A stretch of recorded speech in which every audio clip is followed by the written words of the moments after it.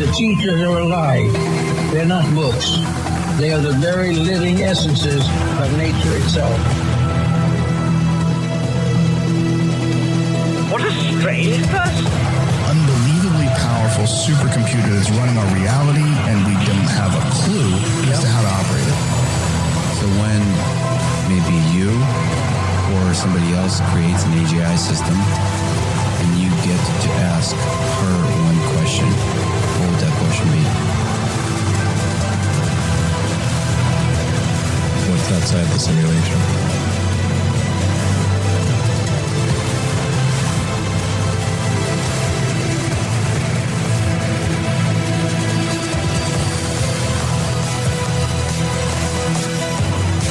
Say in your mind, say to yourself, I am more than my physical body, because I am more than physical matter.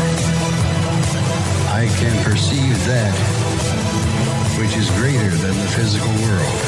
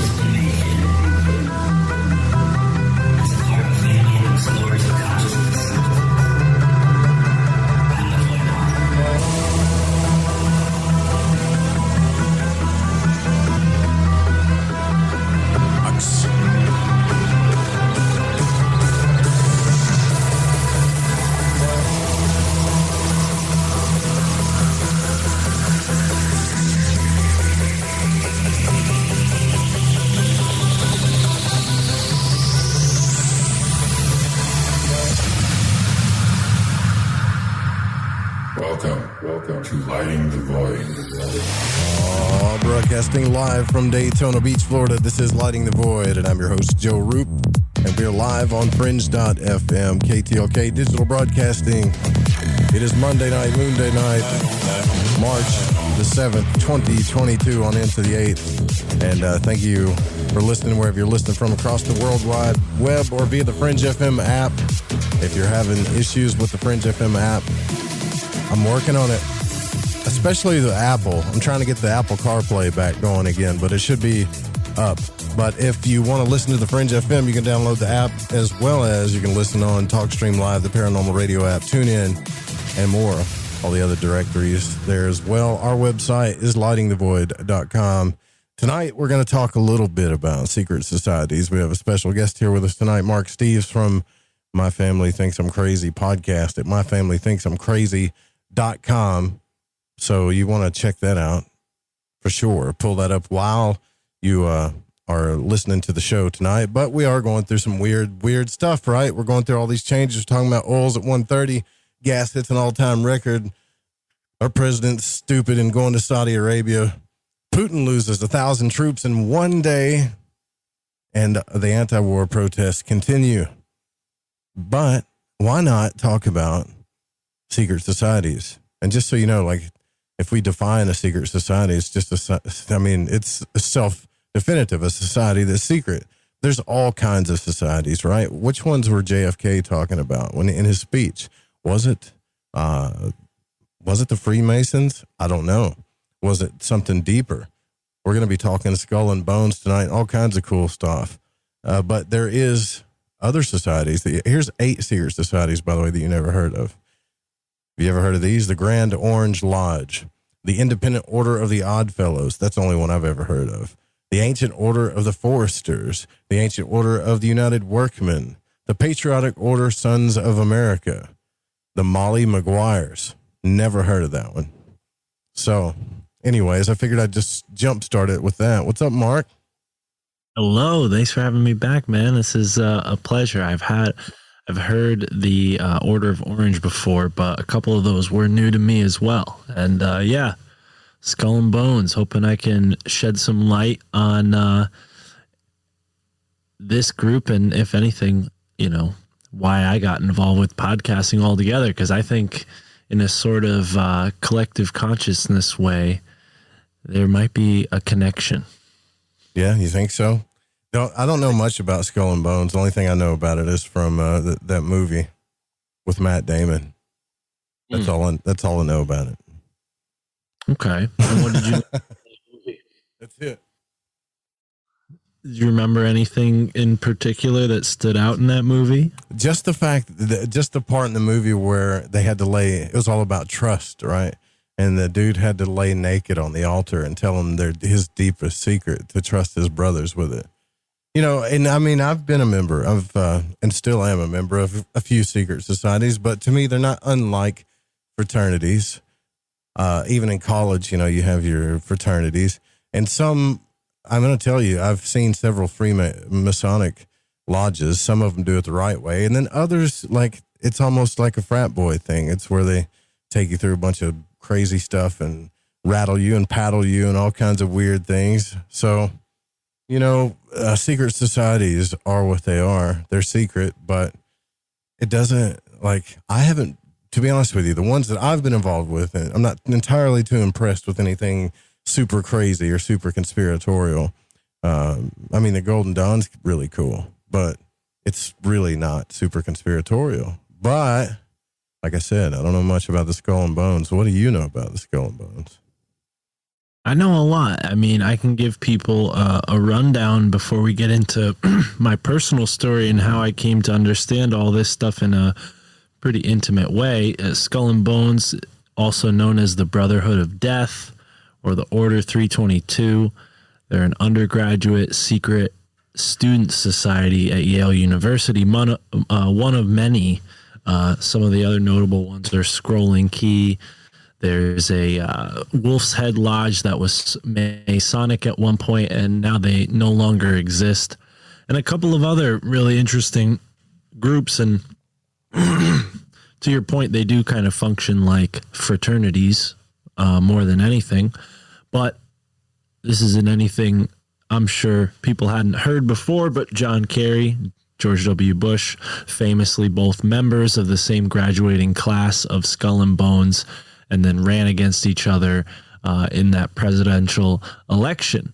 I think that raised a lot of eyebrows, and that movie you're talking about came out maybe within the decade previous. I don't know if it came out like in sync with that, but there's definitely a lot of lore. You know, locally, there's been a couple of newspaper reporters and later on journalists who have attempted to break in to to their sort of headquarters, the Skull and Bones headquarters, which is located on High Street in New Haven, Connecticut, right in the center of Yale's campus.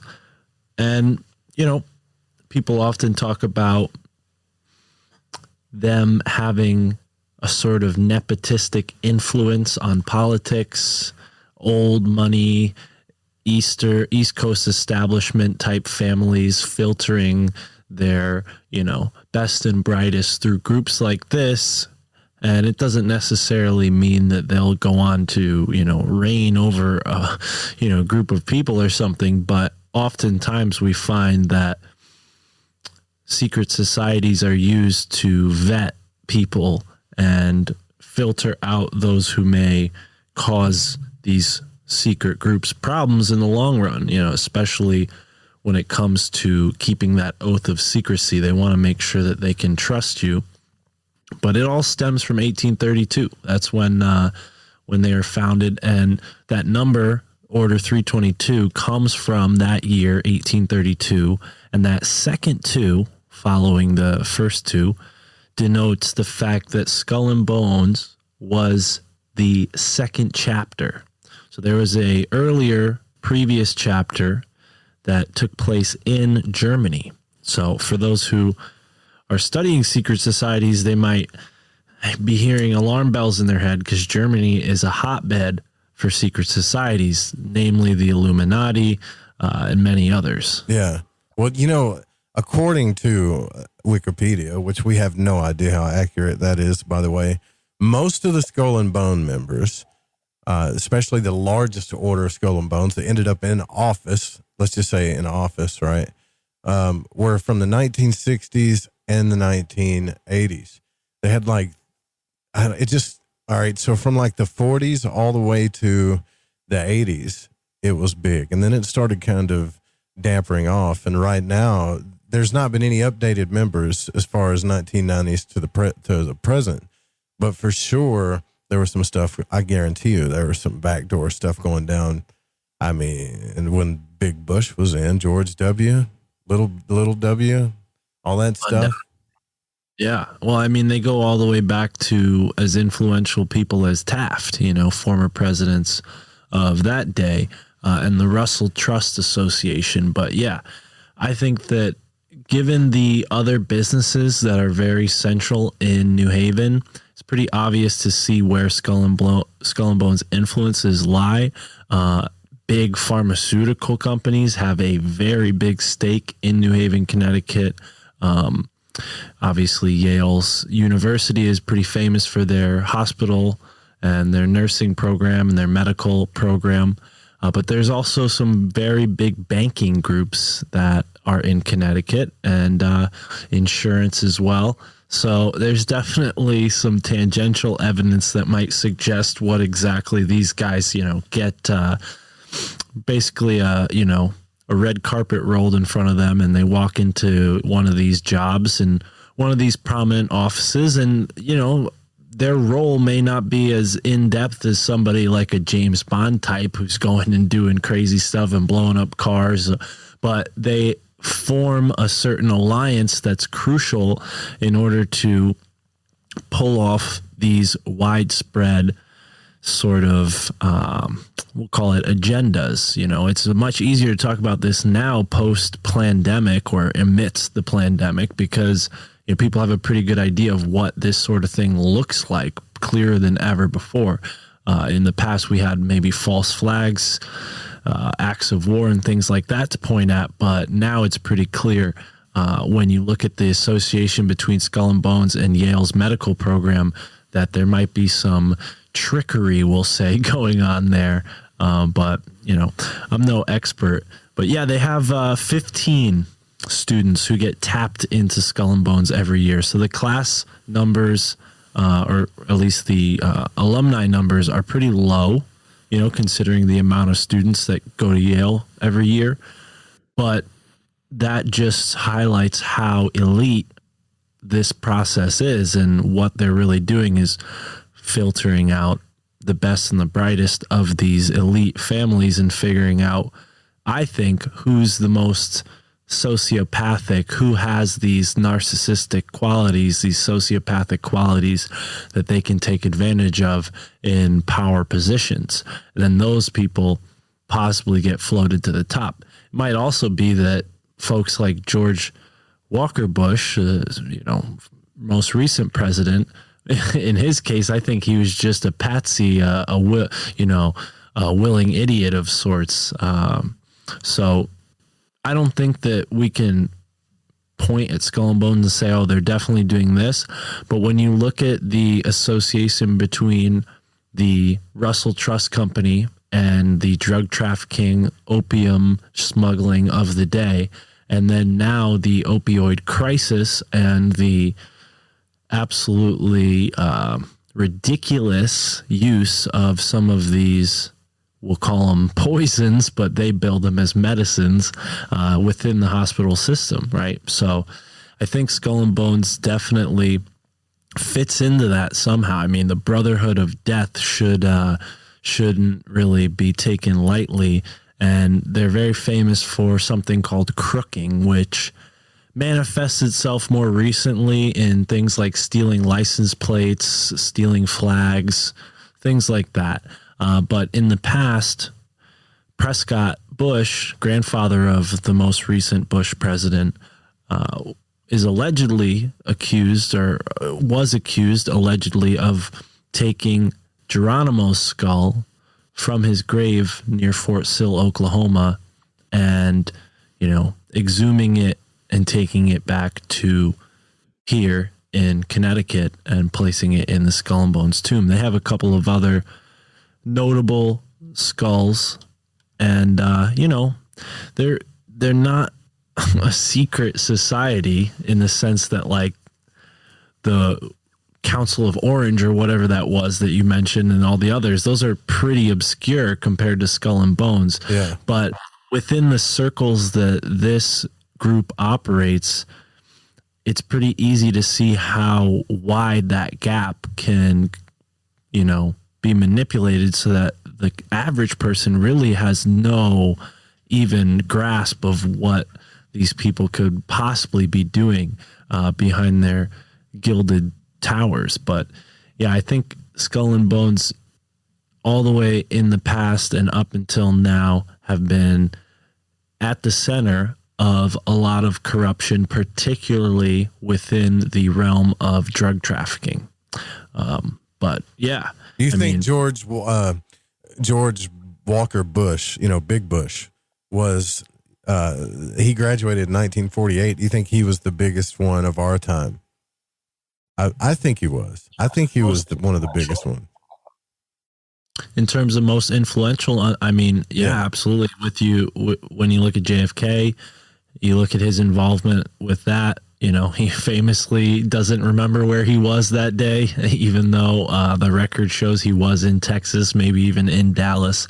And then obviously all of the scandals that came preceding that. We have Nixon, we have all these things while he's, involved with the CIA, whether, on the outward face or behind closed doors, even, being an ambassador to China at one point. That should tell you everything you need to know as far as the opium connection. The Russell Trust, that was basically where the opium wars took place, with what the Russell Trust had their hands in back in those days before China became, communist China. And, for folks who've never heard of the opium wars, China is not too happy about that. People in their country were addicted to this drug like never before. And I think that was and I'm definitely not the person who's written a book on it, but there are books written on how they used opium in that war to destroy the population. And I see that happening, not just in my city, not where I was born, but close enough. Other cities on the East Coast where drugs have ravaged and ruined the community and ruined the average person's potential to make it to that level that the elites, are privileged to be at. And, I believe in law of attraction and manifestation, so I never want to be in the position where I go and say just because someone's rich, that makes them evil, or wealth equates to evil. But it definitely feels like a small group of people make all the decisions in this world, and they're certainly not taking responsibility for, the just atrocities that are pretty We don't mundane. know, like, the corporation stuff, too, or we forget about that as well. Like, Frederick Wallace Smith, who graduated in 1966, founded FedEx, which is massive, right? And then Steven Schwartzman, this guy was prominent under the George W. Bush's administration. And then the SEC filings for Blackstone's IPO, when he had the Blackstone Group went public in 2007. But this guy's got a net worth of around $7.7 billion. And then if you look at it, you can definitely connect the dots, right? Like Dana Milbank, right? This stuff is he writes for the Post, so they're in the media. They're in the biggest, like transportation companies there are. They're also prevalent in Congress and stuff too. So, and they're all buddies, man. But people worry about Freemasons, and I could understand why. Like, I wonder if you really looked at it, just how many of these guys were in secret societies, right? Well, like, is there a way to look at that stat? I wonder. You have to remember that 1832 was, if I'm not mistaken, fresh off of the big anti-Mason movement. So there was a huge push in at least the United States and probably in Europe as well to eliminate any Masonic influence from government. And that's, in my opinion, when the folks who were sort of the puppeteers behind those groups simply just changed the names of their groups and recruited less people. And then we see groups like Skull and Bones. Like I said, the Wolf's Head Lodge, which is another student society at Yale, used to be ostensibly Masonic, and it was closed because of that Masonic panic. And I don't know if they existed concurrent to each other, but I know that Skull and Bones obviously still exists today and may or may not have preceded Wolf's Lodge. I could be wrong. I think Wolf's Lodge is the oldest student society at Yale. I'm not reading this off of anything. I'm just going straight off of my memory. And I've been inside of the Wolf's Head Lodge. And maybe after the break, which I'm sure is coming up real soon, we could start to get into my story. But yeah, I've been inside a lot of these buildings inside of Yale, and it's an impressive campus. I mean, there's definitely some beautiful architecture, but from my knowledge, it was all reproduced very recently to look that way.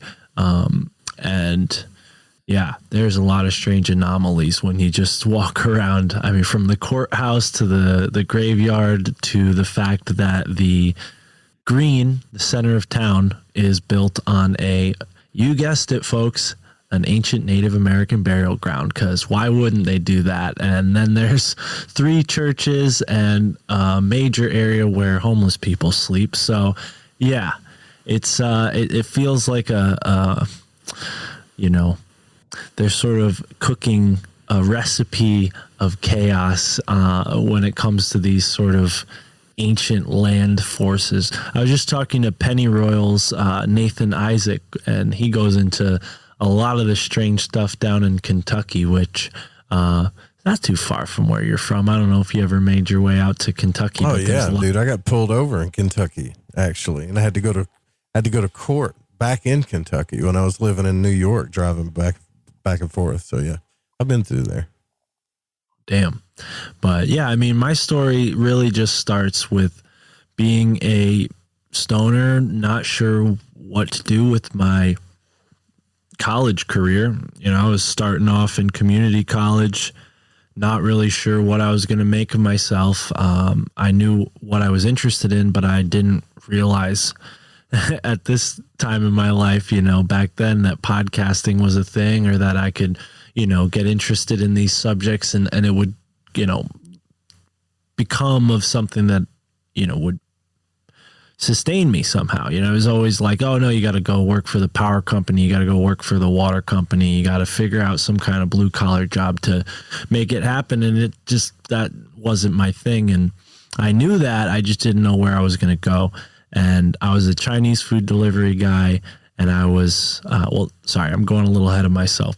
So I was a freshman in college, and I would, in between classes, go to the park, the same park that I just mentioned used to be an Indian burial ground, and read books and smoke joints. And I happened to be wearing a Sitting Bull t-shirt one day because I just picked it up somewhere and liked wearing it. And this gentleman walks by me, short, squat, dark-skinned dude, Native American dude, dark black hair, kind of comes over to me and asks me about my shirt, asked me what I was smoking, and what you smoking on, man? Yeah.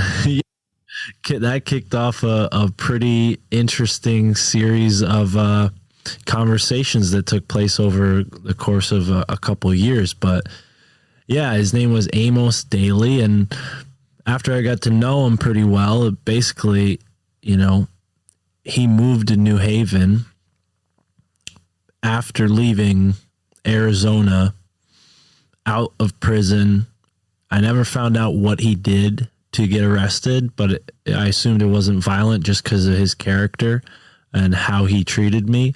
But I never found that out, but it basically... We're getting into a story, aren't we? We getting into a story here? Cool. Because I got a good feeling this is going to be a good story. Yeah, because I remember for the show, you're like, hey, ever heard me tell you a story about my friend Amos? I was like, no, I haven't. But we do got to take a break, though. We'll be right back. We're going to listen to this story. We're talking Skull and Bones with Mark Steeves.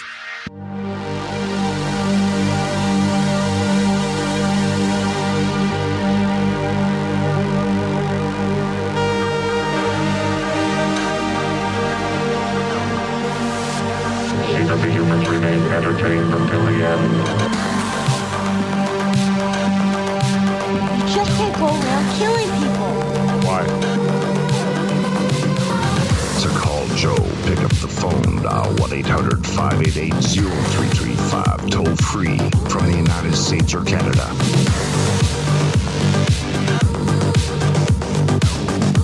All right, Mark Steeves is here with us. We're talking about secret societies tonight here live on Lighting the Void as well. God, I love living in Florida. It's getting a little crazy here, though, with the bikers and stuff. But I am proud to say, being a Floridian, that Florida becomes the first state to recommend against vaccinating children. I wish I had an applause button. I'd definitely nail that one. But it's good. I'm trying to get everybody down here to Florida. I try to get Mark to come down here to Florida, our guest. But he said not until they legalize weed, and then you'll be here, right? Isn't that when you said he was coming? Yeah, they are doing that soon, apparently. So who knows? I think I'll be there sooner than later if they get that done this year. I mean, there's only, we have Bike Week here, right? And I've never seen this many motorcycles in my life, and I love motorcycles. So, but there's only been a couple of violent crimes. But other than that, everything's been cool, you know? To be clear, there's nothing stopping me from visiting. It's just moving down there. I would have to wait until weed's legal. How are we, isn't it sad, though? That, you know, I want to get into your story, but it's really sad that there's one state that's like, okay, we recommend against vaccinating children. Like, to me, that's a real problem. There should be like 10 states doing that, not just Florida. Right. Texas, at least, somebody else, man.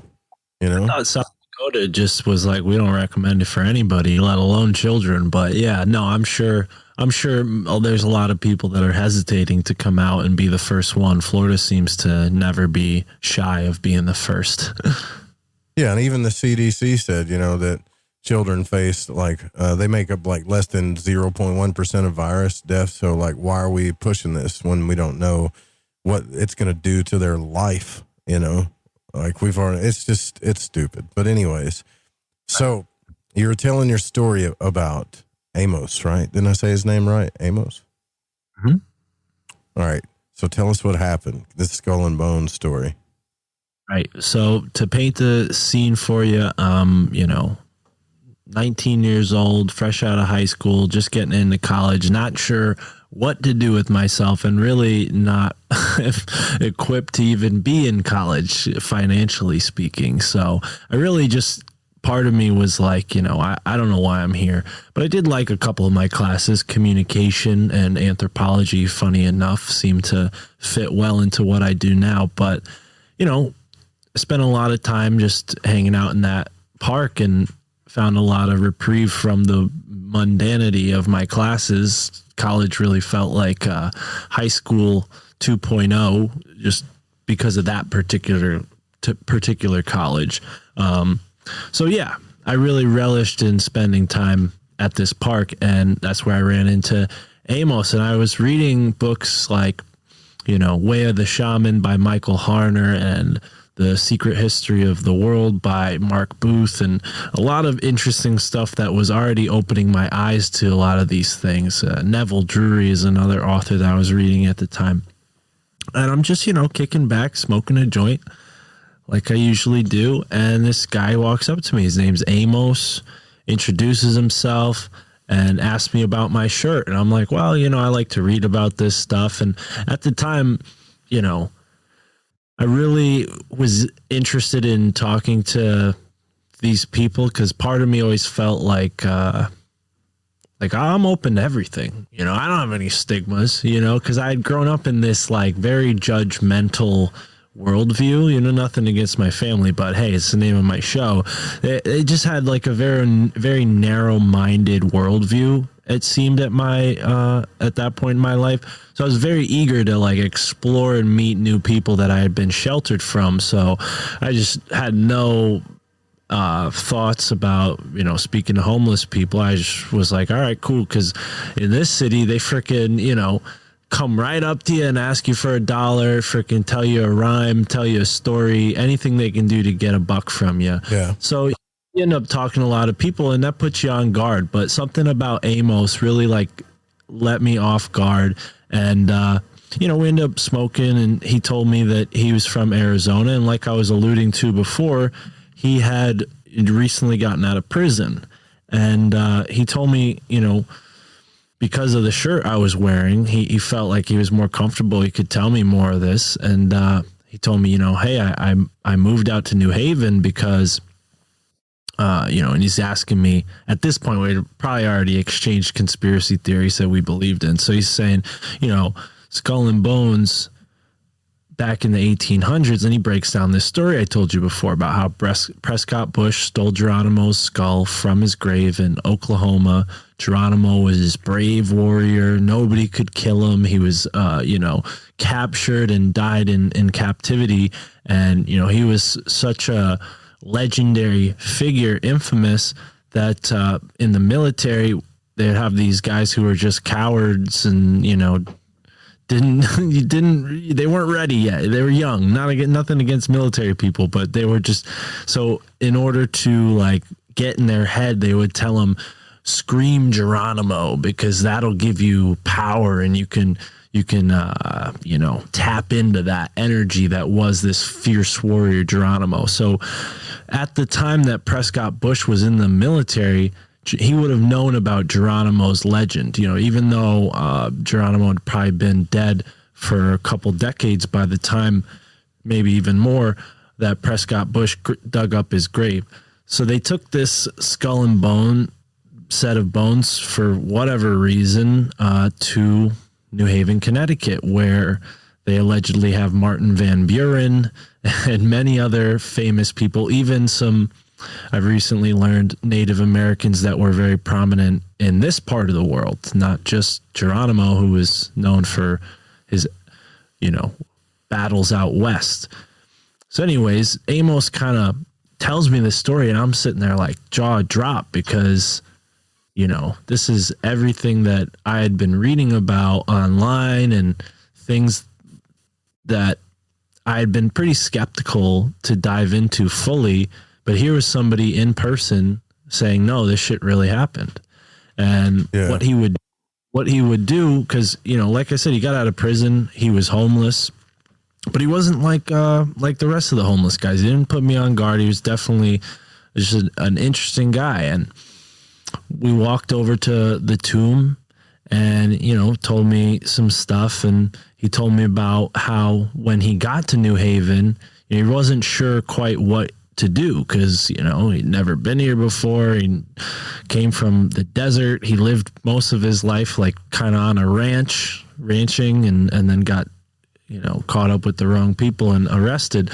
So he was just following spirit, basically. And I wasn't really spiritual. I was smoking weed, trying to understand that stuff, but I wasn't really that spiritual at that time. I was kind of coming out of atheism.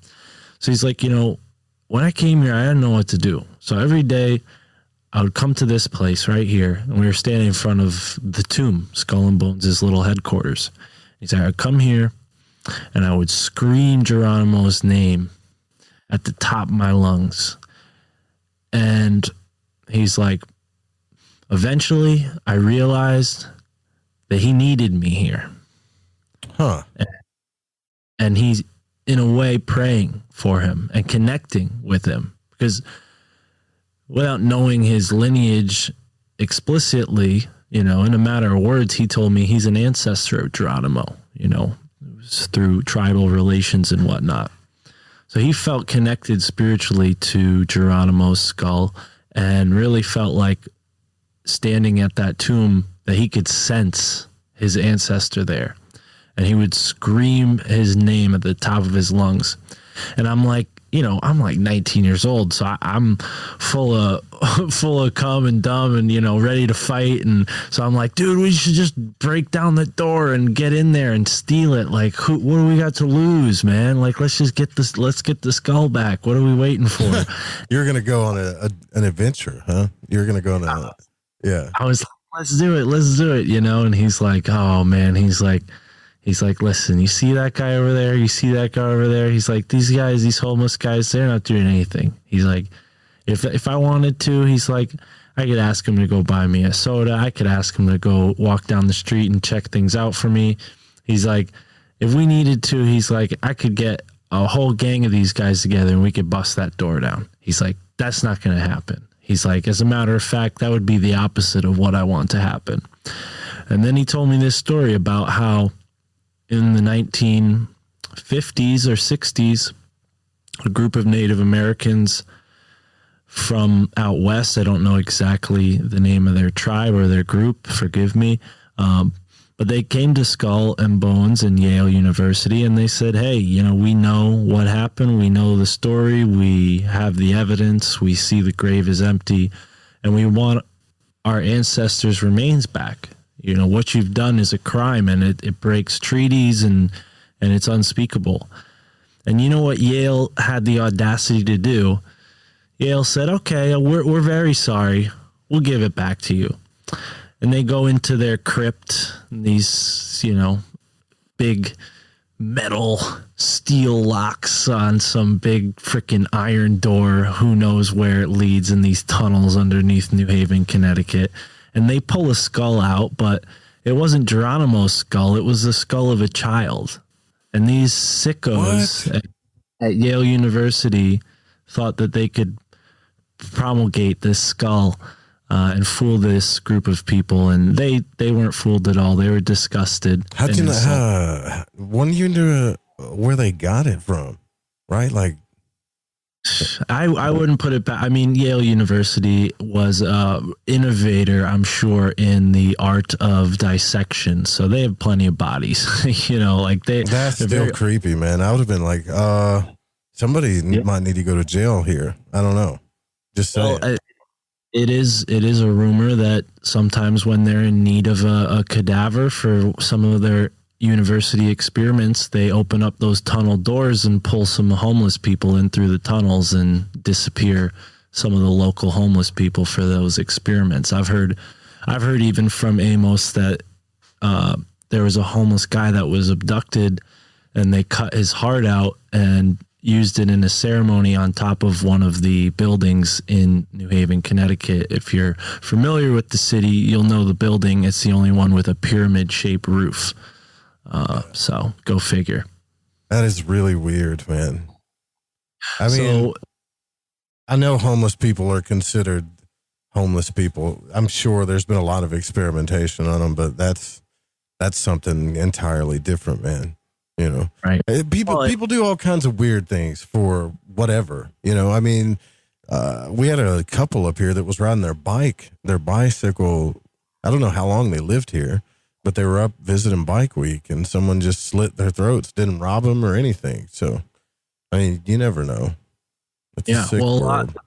A lot of what I just talked about with Nathan Isaac from the Pennyroyal, who I'd love to, put you in touch with him to talk to him, is how the energy in this Pennyroyal, Kentucky area is considered a geomagnetic anomaly zone, and it's also one of the highest rates of violence of any area in that state, at least. So, yeah, it's definitely, there's a case to be made that certain areas, certain landscapes, even certain events can be manipulated to induce this kind of chaos energy, but that's a totally different discussion. So, the Native Americans who approached Yale were insulted with this child skull, and I don't think they were ever, fully given anything. After that, they left and nothing ever came back. But what's really interesting is only a block away is from Yale's Skull and Bone tomb, is the Native American Relations Building, or however they label it. So I just think in a sort of toponomical landscape way, there's something going on there where they're sort of mirroring the two places in that way.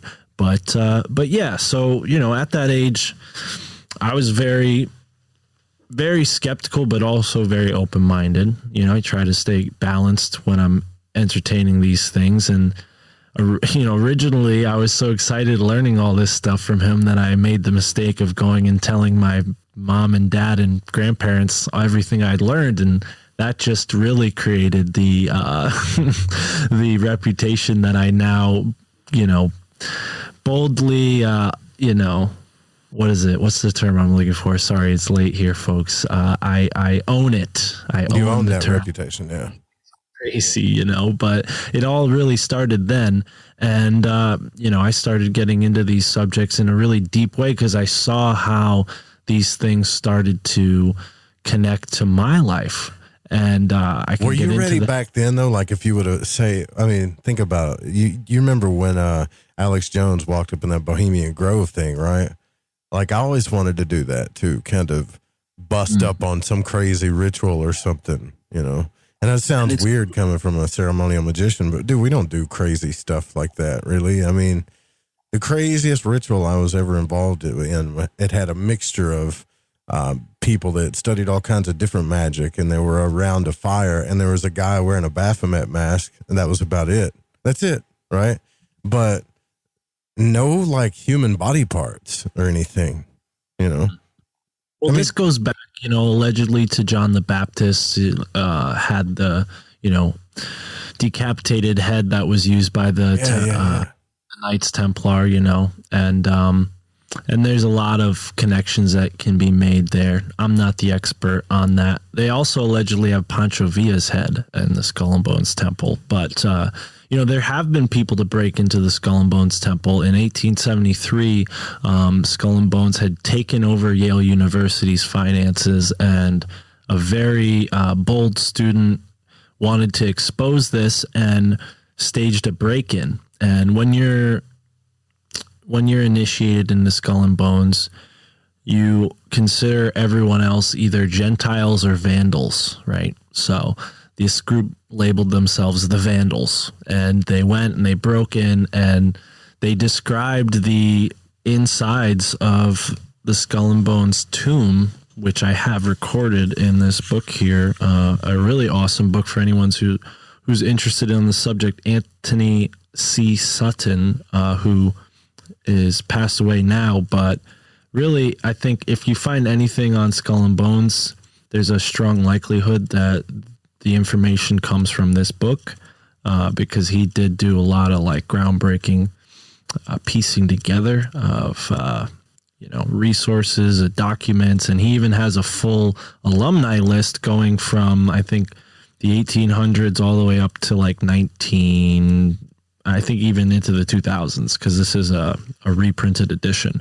But yeah, so if I could find the right part, maybe we could describe the insides. But one thing that does come to mind is the walls are covered in black and red velvet, which they're definitely not sparing any expenses on the decor. So yeah, they have some schematics of the building drawn out in here.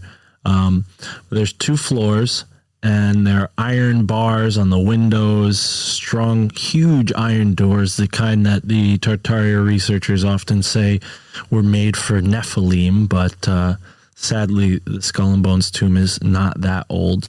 But yeah, so it's the Order of the File and Claw that broke into Skull and Bones in 1876. So okay. Interesting. Yeah. And, you know, people should just get this book. I don't want to read from the book. I'd rather go into my own personal experiences. But did you have any crazy, like, massive synchronicities while you were going through all studying all this stuff, though? Usually that's what happens, right? When you start digging into it, you'll start having, like, massive synchros and stuff. Absolutely. You know, what's funny, some of the synchronicities really only dawned on me when I got involved with having my own podcast. I remember finding a book put together by Chris Milligan, someone who I've interviewed on my show in the earlier episodes, I think like episode 19 or something. And yeah, he put together this book on Skull and Bones. It was kind of like a collection of essays by various authors, one of them being Anthony C. Sutton, who actually Chris Milligan helped to republish this book after it had gone out of publishing.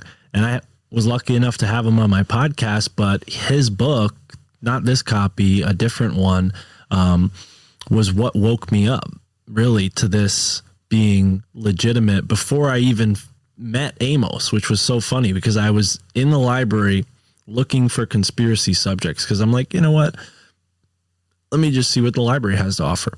And I find this Skull and Bones book, right? So that was the first major synchronicity that kind of opened the doorway. So when Amos came around, I kind of was hip to some of these things. And I later found a copy of that same book in a bookstore only a block away from Skull and Bones' tomb. But one of the things that Amos and I did was we smoked weed together, and I was a big pothead back then, still am. And just, weed is such a synchronistic thing.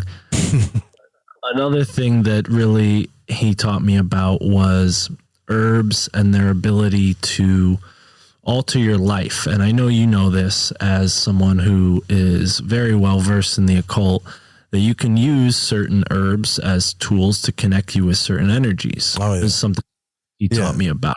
You can use herbs. You can use everything. Herbs, metals, you name it. Everything has a correspondence to it. But natural stuff is more the Wicca, witchcraft kind of stuff for sure. Right. And I was familiar with the Wicca stuff. I had Scott Cunningham's book, and there was like a witch store not too far from my house where I would buy crystals. So I was getting into that stuff, but I never really I was taking tobacco for granted until I talked to Amos. And I bring that up because I love smoking weed in tobacco. It's really the only way I smoke weed. I don't use bongs or anything else. And what Amos explained to me was that tobacco and cannabis are like a masculine and feminine energy that are blended together. Oh. And take it for what you will. I don't know if, this is historically accurate, that historical botanists would agree with this, but Amos told me that cannabis was in the New World well before, even though it's considered an old world plant, he said it was in the New World well before Europeans came, and Native Americans would smoke weed just like I do now to this day inside of tobacco leaves. So I just found that really synchronous because I was just smoking weed like the rest of my degenerate friends, not like out of some interest in shamanism. We were just like rolling up games because that's what the gas station had. So, I'm getting high and I'm hanging out with him, and we see this red-tailed hawk flying through the sky, and they're common in that area because of the tall buildings. They like to make their nests on top of tall buildings in cities and catch pigeons and whatnot. But Amos kind of expressed to me that, just like cannabis has this power, so do animals, and their spirits are interacting with you in the same way. He was like, my spirit animal is a squirrel. And here, I am as like a 19-year-old dude thinking like he was going to tell me his spirit animal is like a panther or like a tiger, like something badass. And he's like, no, my spirit animal is a squirrel. And I'm like, why is that? And he's like, well, when I'm sitting on the bench, squirrels always just come over to me, man. They just feel really comfortable with me. And, they'll kind of avoid other people. But with me, they just want to come up to me. And I've even fed them out of my hand. And he's like, it's funny because where I grew up, we don't have squirrels. He's like, there's no squirrels where I'm from. This guy's from the deserts in Arizona. They don't have squirrels. So to hear that this dude in New Haven, I've seen squirrels hit by cars. I've seen squirrels dead on the road. I never thought of a squirrel as a magical animal. And here this guy tells me, squirrel's his spirit animal, and he really connects with it. And that to me was just so it was just mind blowing because at the time I kind of associated with a power animal, which is a totally separate thing. You can have an animal that you take power from, like a wolf. In the same way you can take power from a squirrel. It's just you have to understand what that animal is good at. A squirrel can thrive in places where a wolf could never thrive. So there are advantages to all of the animals, and despite the way they appear. And why I brought up the red-tailed hawk was because it became really a synchronicity lesson for me and a lesson in intuition. I say that because, as much as I trusted Amos when it was face-to-face and he never wronged me in any way, when he wasn't around, which was most of the time, I was just a regular dude, skeptical, and questioning this stuff. And I remember one time I was meditating in my backyard, and I had a pretty nice backyard at this time in my life. My dad lucked out and got a nice piece of property in this neighborhood where most people didn't have a big backyard, and we happened to have a forest in our backyard. And I would sit back there and sit in this clearing with the sun on me and just kind of meditate. And I'm holding this selenite crystal, which I actually still own. It's right here. It's broken now, but I put it back together. And I was just sitting there holding my selenite crystal and meditating and connecting and all that good stuff, woo-woo stuff. And for the first time in my life, I had what I would call a sort of whiteout experience. It wasn't a blackout because my vision just wasn't blacked out. It was whited out. And hold on. You got to tell us about this whiteout experience. I already went all the way into the break, but we got to finish this up. We'll be right back, though. I do want to hear the story, though. Stay with us. We're with Mark Steeves. My family thinks I'm crazy.com. Who doesn't like it? Who remembers that? You remember Chris Cross? Well, you're a lot younger than me, aren't you? You don't even know who that is, do you? That's because I like this kind of music, but I remember listening to that stuff, man, when I was in junior high. Mark Steeves, our guest here with us tonight. Thanks for listening. If you're just tuning in, I'm Joe Rootmore. This is Lighting the Void Live. It is March the 7th, moving on into the 8th. Make sure you make a donation to the Fringe FM. We could surely use it right now. Also go to our website, lightingthevoid.com, and become a member and get access to the Magic Audio Toolbox, as well as over 800 some episodes of commercial-free archives that go all the way back to 2017 here on this show, and we're still doing our thing. And all right, so I had interrupted your story, but you were with a crystal and you had a whiteout. Tell me about what that is, the whiteout experience that you had. Yes. So around that time, Amos had been telling me about omens and animals and signs, and really not from his own, motivation. It was all just me being curious and relentless, and any chance I got to talk to him, I would just take that opportunity up. So around that time, we talked about animals, and I was just, meditating in my backyard because I had nothing better to do that day, I guess. And I have this whiteout experience, and that's the best way I can describe it, because nothing really happened other than me whiting out, at least on the conscious level that I could experience. I felt my body kind of being really hot and overheating, but I was also sitting in the sun in the middle of this sort of May or did something. It do it real fast? Like, did it get hot, like, really quick? It was a flash. It was definitely a flash. Yeah. I had that happen to me. Go ahead, though. Finish your story. Oh, it's all right. And, around that time, I'd also been playing around with certain chants, too, to open up my third eye, or at least that's what these books told me that these chants would do, certain mantras and meditations. So I'd been doing that as well. And I opened my eyes after doing this whiteout, and I find floating on the tall grass like it had just landed there. And I'm talking like where I had walked over to get to this spot. So it was definitely not there when I had walked over.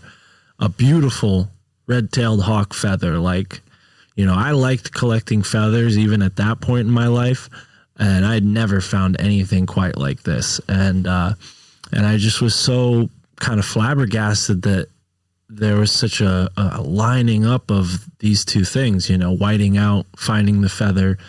You're reading about all this shamanism stuff, having a friend who was very much, in-depth knowledge of this stuff. And I told him, I'm like, hey, man, I found this red-tailed hawk feather. And he's like, really?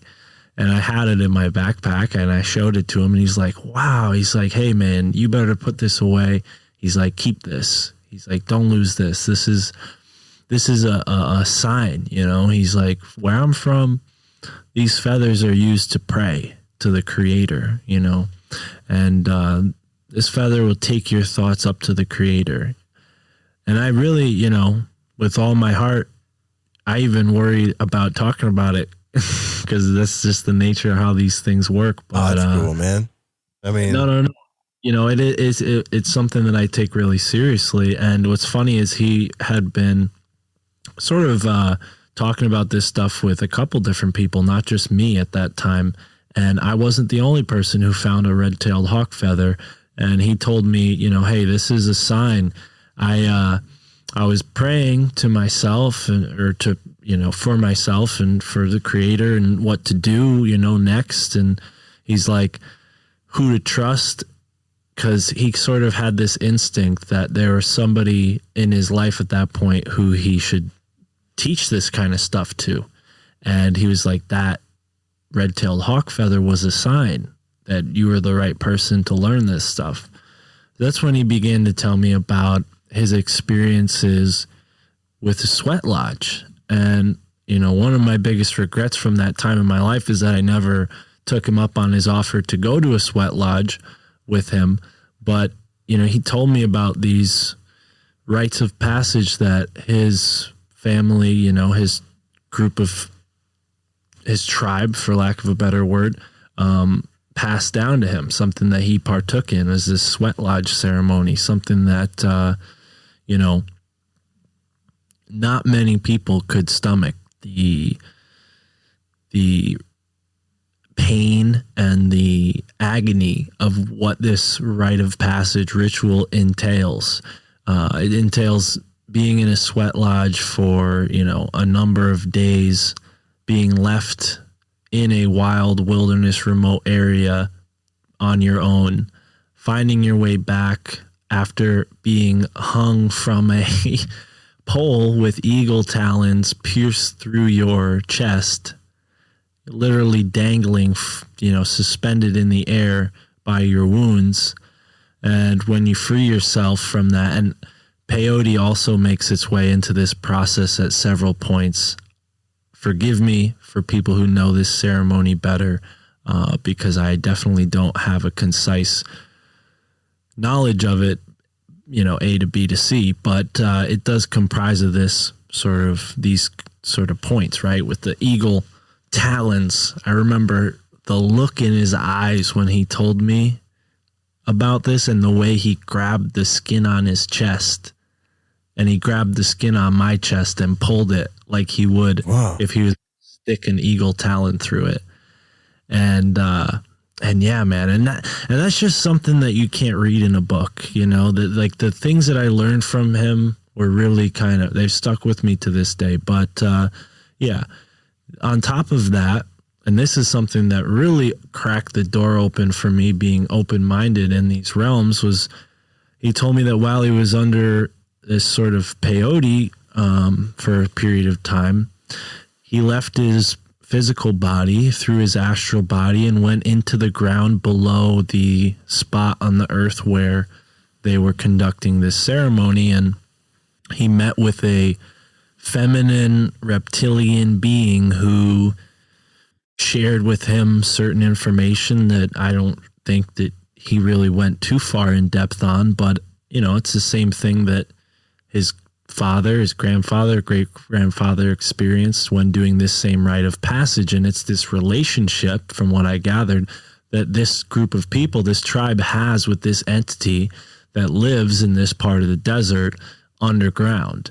Whether that entity exists in a physical body, you know, that was never really made clear, nor did I ask. I just sort of was like, wow, David Icke was not lying. You know, reptilians exist, because, you know, this is a guy who, like I said, I trusted. I met with him several times. And, you know, I should point out that this is a time when cell phones were, you know, not exactly the most common thing quite yet. I mean, I did have a cell phone after high school, but in 2012 and 13, like, cell phones, they were around, but they weren't the most popular thing. And he definitely didn't have a cell phone as a homeless person, at least for some time. So it was always kind of like a hit or a miss whether I would see him or not, which added a sort of mysticism to it. Because, like, you know, some days I would show up to the park and he'd be there, and some days I'd show up and he wouldn't be there. And, you know, eventually he stopped going to the tomb to scream Geronimo's name, because every day at noon he would stand in front of the tomb and scream Geronimo's name, and loud too, like vibrating, echoing through the campus. And, you know, basically told me, like, yeah, I don't need to do that because I've sort of come to peace with that energy. And he's like, my job is done. But he described, that's intense though, right? Like, to witness all that. For sure. Oh, man. Yeah, and, you know, there's a lot of things that he taught me about. Like, he walked me through the campus and pointed out all these symbols that I'm really excited to be able to give people a tour of when I have this opportunity this month to do a little tour for free in New Haven. If you live nearby, come on down, March 22nd. But yeah, there's so many very interesting symbols that, he pointed out. He wasn't an expert, but he would show me these things and be like, dude, see, this is an example. This is an example. Look at what they're pointing at right here. Look at what have, look at all the homeless people. Look at the way Yale has so much and gives back so little to their immediate surroundings, and this is a city that, for the record, comprises of a lot of Black people, a lot of Hispanic people, and I'm sure a good portion of them get jobs through Yale, and that's a benefit to some. But for the most part, Yale is a parasite on the city of New Haven. It's pretty obvious, and I'm, pretty certain that the politicians are strapped with cash so they don't ever bump up against that topic. But I'm no expert. But it's always been a sore spot for me, and I really disliked that sort of financial economic gap, growing up on the wrong end of that, so to speak. Not that I wish I was born rich, because I see how that ends up for people. But yeah, it definitely, left me wanting to sort of right these wrongs that I saw. Well, to speak for the rich, though, I will say that if you find a rich person that isn't focused on materialism, like they're not focused on status quo and materialistic, and they're rich, which is, in my life, has been pretty rare. But some of those people are the coolest people you'll ever meet, honestly. But right, it's hard to run across them, though. I want to go back to your whiteout experience, though. Like you were talking about, you got really hot, and I used to do this when I went to the park. Back before I started doing all this, I would drive over to a park and listen to Robert Monroe, sometimes in the car, and my body would feel like it was on, when you get to a certain relaxed state, it gets pretty intense, but my body would feel like, dude, it was on fire, or maybe it was really close, almost like you're almost in a fire. And it would freak me out because I didn't feel myself breathing. I didn't feel my heart beating. It was almost like sleep paralysis, but with super hot, like a hot flash. And I would tell people about it. And they're like, oh, it's just a hot flash. I'm like, man, I've had a hot flash before. Like this was different, What Amos told me is that, and, this is something I asked him about after I had that experience. He's like, yeah, man, that's what the sweat lodge is intended for. When you go through the sweat, you bring on those feelings and you burn away all those impurities, for lack of a better word. I'm sure he didn't use that word, that exist in your celestial, your astral body. Now, like I said, Amos didn't have a cell phone, and we didn't stay in total touch all the time. But when he did get a cell phone, we stayed in pretty good touch, and he eventually got a house, which was really badass, and not a house of his own, but he got a place. He wasn't homeless anymore, and I ended up dropping out of that college because I was just so disenfranchised with society and with the idea, that my student loans would, be the end of me. And there were people in my life at that time who were like, oh, you can get your student loans forgiven. Just drop out and do your own thing. You can make way more money on your own. And they were right, honestly. I'm really glad I did drop out of my that community college that I was in. Maybe if I had found a better school, it would have worked out differently. But I really do not regret that choice at all. And it's funny because I went and said, I'm just going to fucking pick myself up by my bootstraps, and I'm going to work, and I'm going to figure something out. And I found a job as a Chinese food delivery guy because in between deliveries, I was able to read books, and on my way to deliver the food, I was able to smoke weed. So 2 of my favorite things, and I was getting paid. How could you not do something like that? So I was delivering Chinese food, and this was in a totally different town, not in New Haven, Connecticut, a different town than that. And a friend from high school comes in, and he's like, hey, man, what are you up to? What have you been doing since high school? Blah, blah. We catch up. And he's like, dude, you got to come by this place that I've been hanging out. He's like, you don't have to be a college student, but it's a really cool fraternity, and you might like to join it. And I'm like, okay, cool, I'll check it out. And I really was hesitant, and I had heard about this place already because one of my best friends actually was a member, and this guy was sort of my friend, but he was the only friend I had who was a conspiracy theorist. So I really liked him. Like we weren't close friends, but I really liked him. It's funny enough, he was the second guest on my podcast, episode 2, if you want to go back and check out Mikey and his knowledge. But yeah, so Mikey comes by, he's like, dude, you got to come to this frat. So I go to this place, and I can't use any names because they'll all get mad at me. Not that it matters, but we'll call it the Animal House for lack of a better word. And it really was like the movie Animal House. I mean, it was a wild fraternity that was started by students and not a part of the campus at all, and really just through really crazy parties, but safe parties. Nothing dumb ever happened, at least while the class that I was a part of was there. You didn't see any paddlings or any hazing or anything of that nature, right? Is that what you're saying?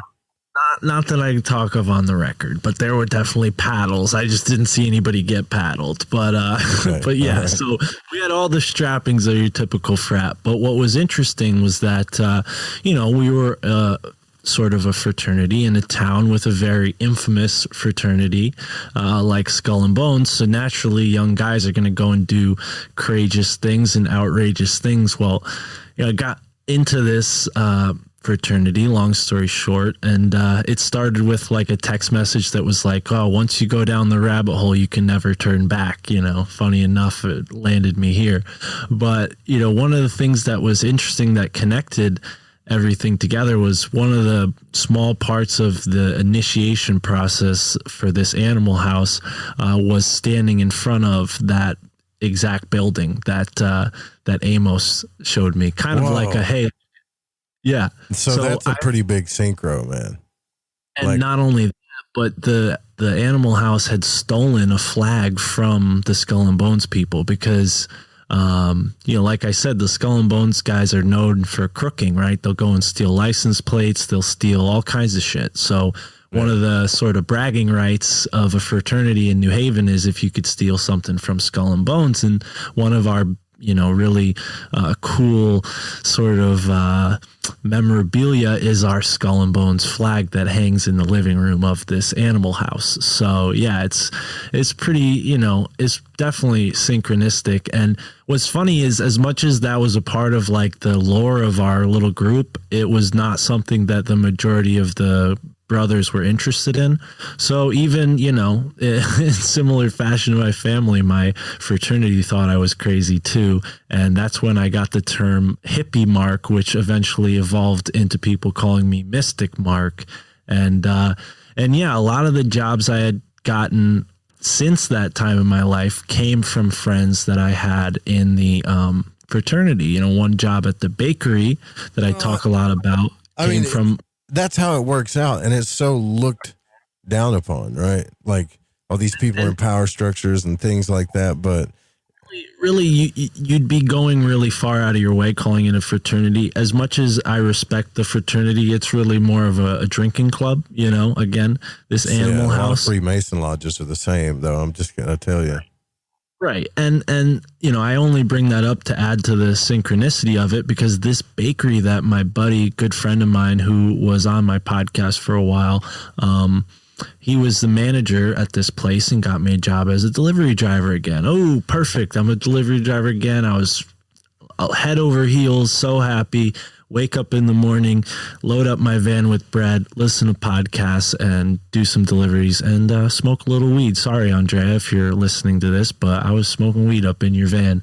And and I would deliver bread. And one of the contracts that this bakery had was with the infamous school that we've been talking about so much in this conversation. And I was lucky enough to be able to skirt under the radar as a bread delivery guy and explore parts of the campus that your average conspiracy theorist would just never have access to. So I was in basements, I was in buildings, I was, jumping over fences and going through places.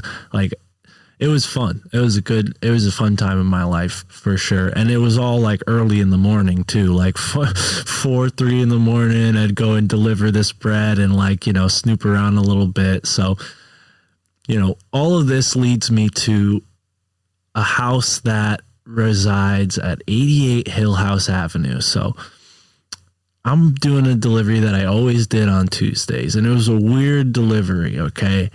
I would walk into this building, and the only way I could get in was by jumping over a fence into a little back lot and then going through a door that was perpetually unlocked at that time.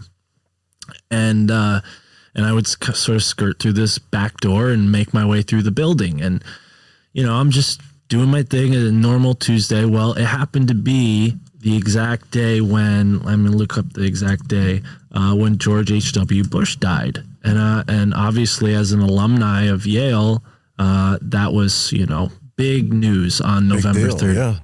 Yeah.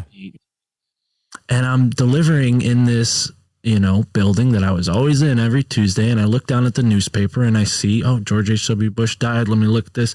And it says, former resident of 88 Hill House Avenue, the exact building that I'm standing in, the exact building that I had been, you know, pretty much breaking into every Tuesday morning.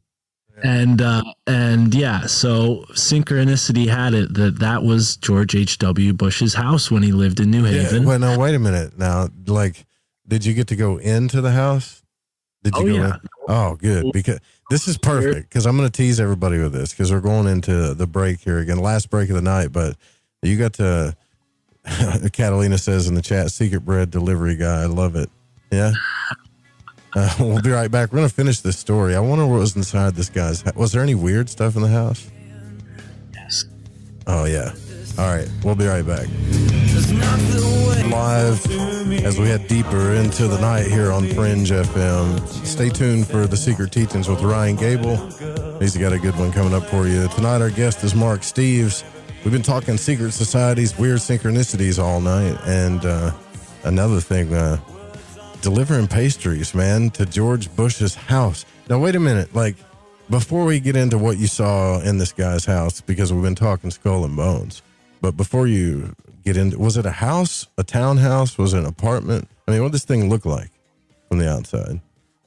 So for people who may never been in New England, it's like, it's like, you know, colonial type building, brick building, pretty big, you know, something that a wealthy person would call a mansion, maybe in the 19th century, early 20th century. Hill House Avenue is all these sorts of, you know, old mansions that are all now repurposed as Yale buildings. So go figure, George W. Bush's, H.W. Bush's former home is now the economics department building. So that's interesting. But yeah, it's definitely a beautiful place. I mean, it's not a drab home at all. It looks nice, but as far as the, you know, this part about breaking in, there's a sort of like sunken patio, right? That's sort of like behind a fence and some trees and sort of below the street level. So that's where I would kind of hop down over the fence. And I forgot to mention that, you know, it's earlier in the story, you broke into this house already, right? Legally, I was allowed to break in, but it was just, you know, due to the time frame of the job, nobody was in the building other than the janitor, and he couldn't be bothered to let me in because he was vacuuming. So he just basically let me in on this little secret that, you know, you can get in through this back way if you hop down this way. So I got you. When I would go through the building, I would end up in the economic department classroom, and there would always be some kind of funny equations on the board. So I would write like Sasquatch is real or something wild and give myself a little chuckle. And yeah, honestly, as far as like the weirdness of the building, there really, I mean, I can't say much about what it looked like when the Bushes lived there, because obviously they repurposed it, but there were some odd things about like the bathroom. Was there any Egyptian stuff, Sumerian stuff in the house, stuff like that? You see any of that? So what's interesting is one of the things Amos pointed out when he was teaching me some of these symbols was a type of window that's common in certain buildings, at least in this area, is sort of a globe-shaped window with, for lack of a better word, longitude and latitude lines going across it. It's sort of maybe like a nod at globalism. At least this was Amos's theory. And go figure, H.W. Bush's house has that exact type of window right in the front. And yeah, it's definitely like no house to bat an eye at. It's a pretty impressive house, but there are very strange buildings not too far away from this house. One of them is sort of like a repurposed secret society building that now, if I'm not mistaken, is like a Chinese student relations building, something to that effect, which again, due to the proximity and H.W. Bush's nature and what he was doing in China, I think it's interesting to note how well China's represented at Yale. It doesn't seem like that's an accident, especially considering the Russell Trust and their history with China. But yeah, man, I mean, as far as weird stuff inside of the building, it's a repurposed 18th century building. So there were some weird things. It was very ornate.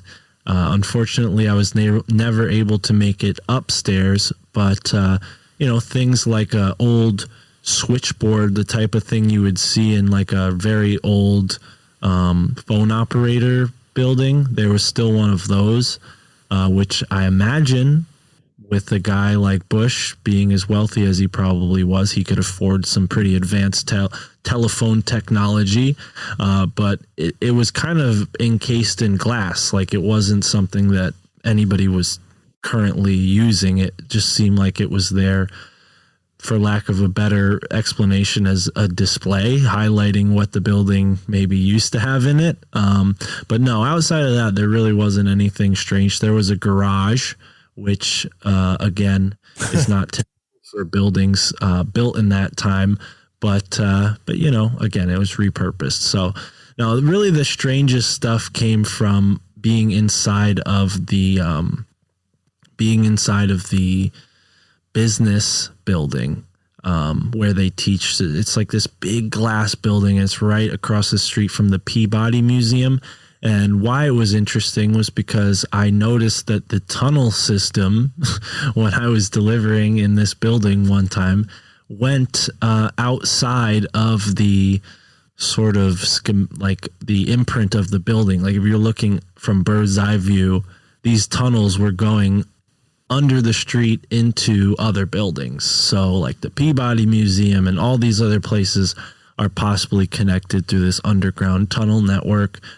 Maybe even the Bush home is connected to this tunnel network. Yeah. But, well, I think the biggest or strangest thing out of all of it would be the synchronicities that you're having ever since you started this journey, which is a really weird thing. I don't know if I wonder if it's because maybe maybe it's psychological, maybe our consciousness starts focusing on all these things. But it just doesn't seem that way because a lot of weird things start happening, Well, I was just having a conversation with Nathan Isaac, and the way he explained it was like, you learn about these stories and then at some point the lines get blurred and you become a part of the story. Like, what are the odds that I would be in the building the day that George H.W. Bush died, like the former home that he lived in?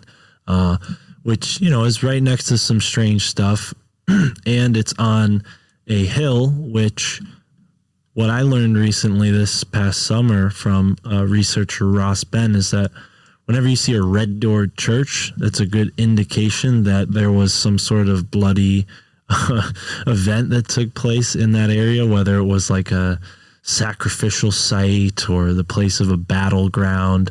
And there are a lot of red door churches in New Haven, and specifically on the hill going up, hence the name of the street, Hill House, where George H.W. Bush lived. Hill House Ave goes up this hill that, from what I've learned, was a mound. So not the sort of earthen mound that you have in the Midwest, but more of like a, this is a significant place to us type mound that people would go to and kind of be able to see far and wide, obviously before it was developed to the point that it is. But what's interesting about New Haven from like a biological, geographical perspective is we're a part of this really ancient crop of land that used to be a part of Africa. And you can see that with the red stone sort of mountains that are on either side of the city of New Haven. One of the mountains, they're not quite that big to be called mountains, but has a soldiers and sailors monument, which I've learned recently has something to do with the whole Tartaria World's Fair thing.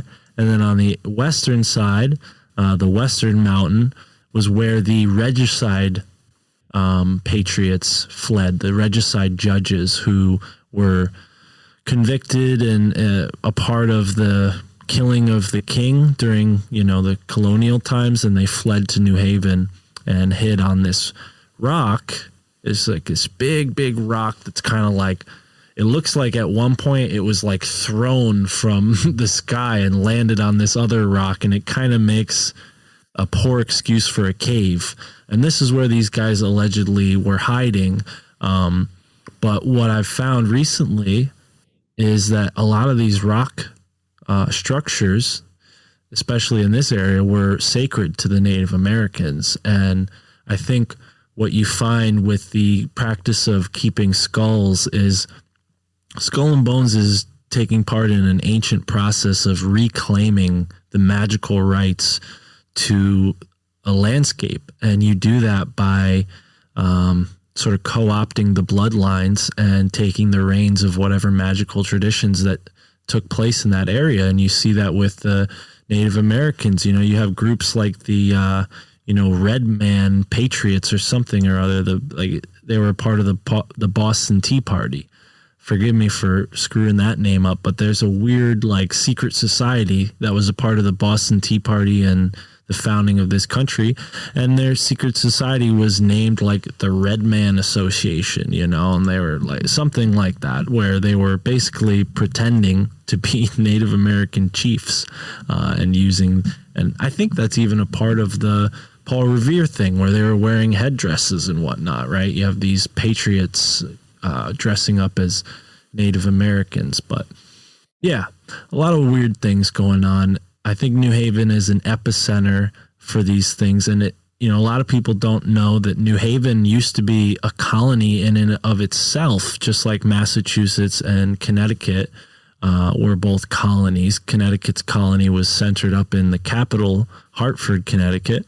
But New Haven colony had stretches of land as far south as Philadelphia, which we know Philadelphia is a hotbed for secret society activity as well. And they also had portions of what is now Long Island, where Crowley and Tesla both made some waves doing some occult activity, and parts of what are now like, the rich western side or eastern side of the Hudson River in New York. That used to be Connecticut. Connecticut used to go all the way out to as far as like the 70th something into Pennsylvania. Like as far west as Pennsylvania's border is, Connecticut used to own a strip of land that far west. So it's interesting to see like the things that you can turn up when you look at the history. I found out that these Connecticut, refugees, because of what was going on in the colony at that time, they had fled to a place in Pennsylvania that I synchronistically ended up in because Michael Wan was like, hey man, you should go check out this place in Scranton. And I get down there and the first sign I see is Connecticut Colony, group of Connecticut. That area has like a lot of weird secret society. That whole area there does. I mean, the Molly Maguires is from Pennsylvania. Never even heard of the Molly Maguires. Have you heard of them before? No, let's look them up. So I can tell you, in the 1870s, there were these foremen of the coal mines in Pennsylvania that were assassinated, and they say that members of the secret society called the Molly Maguires, which was an organization with Irish origins brought to the United States. They got its name because members used women's clothing as a disguise while allegedly carrying out illegal acts, which included arson and death threats. But they were finally undone by the Pinkerton Detective Agency. I mean, if you look into the history of like that area, Pennsylvania, Connecticut, and the surrounding areas that, you know, Michael Wan talks about, there's a lot of weird stuff that's happened in those places. Our president has spent a lot of time. He's actually from Scranton, Pennsylvania, which is also another very strange place. But yeah, you know, all this is extremely inspiring, you know, talking to Michael Wan as much as I have. And that's what why I've set out to look into Connecticut in a deeper way. And, you know, we found a lot. I actually went to a place in Moodus, Connecticut, where there are legends of all sorts of weird stuff. And I remember having this really strange feeling there. And I was really worried. And it's called Makamoodus State Park in Connecticut. And then I go back there very recently with my girlfriend, Tara, and we had sort of a good time, but we ended up seeing this big black snake, which synchronicity had it, synced up with a couple things in that time. But we also ended up hearing the Makamoodus noises, which inspired one of H.P. Lovecraft's novels. But it's also an Indian legend that goes back very long, that there's an angry god who lives under the ground in Moodus, Connecticut, and he needs to be satisfied with certain offerings. And for the longest time, there were groups of people living in this world, particularly in this continent, who followed those old ways of living and honored those, for lack of a better word, tutelary spirits and elementals, and satisfied them with offerings. And I think the reason why we see so many weird hauntings in Connecticut, and we're so famous, I mean, Amityville, you have, you know, the very famous Warren couple that was, you know, pretty much the top-notch ghost hunters, all in Connecticut. And I think that's because when the Native Americans left this place, there was no one here to take up the reins. Maybe the secret societies have done it in secret. That's all alleged and speculation on my part, but and others too.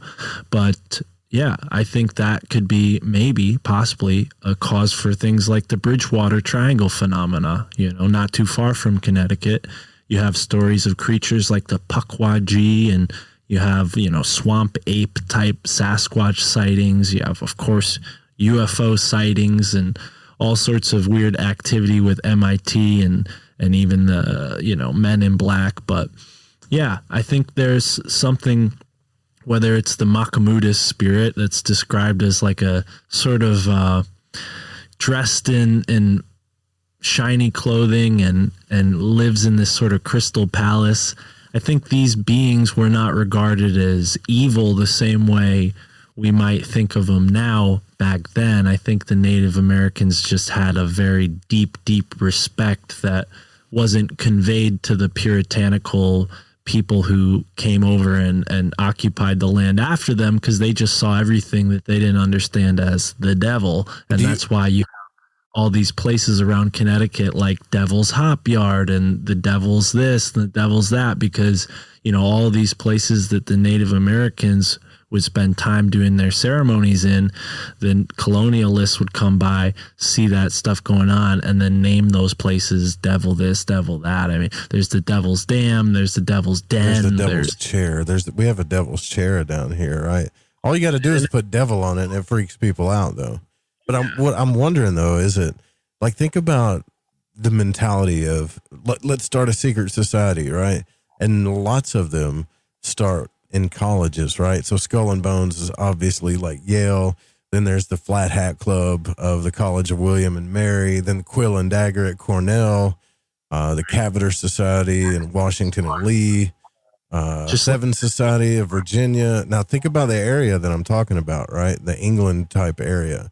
The Euclidean Society in New York University, the Order of the Gimgools, North Carolina, Wolf's Head at Yale, the Stewards in Georgetown, and the Order of the Bull's Blood at Rutgers. So this is, I think maybe there's something having to do with that age of, maybe it's just the college life or I don't know. When people get into this education mindset, there's always some kind of psychological thing. It's like, let's start a secret group of people, you know? Well, and I mean, look at the whole framework in which our college society is built. It's within this Greek, you know, mystery school type thing with the quadrivium and the, you know, trivium and obviously the mystery schools are a part of that trinity.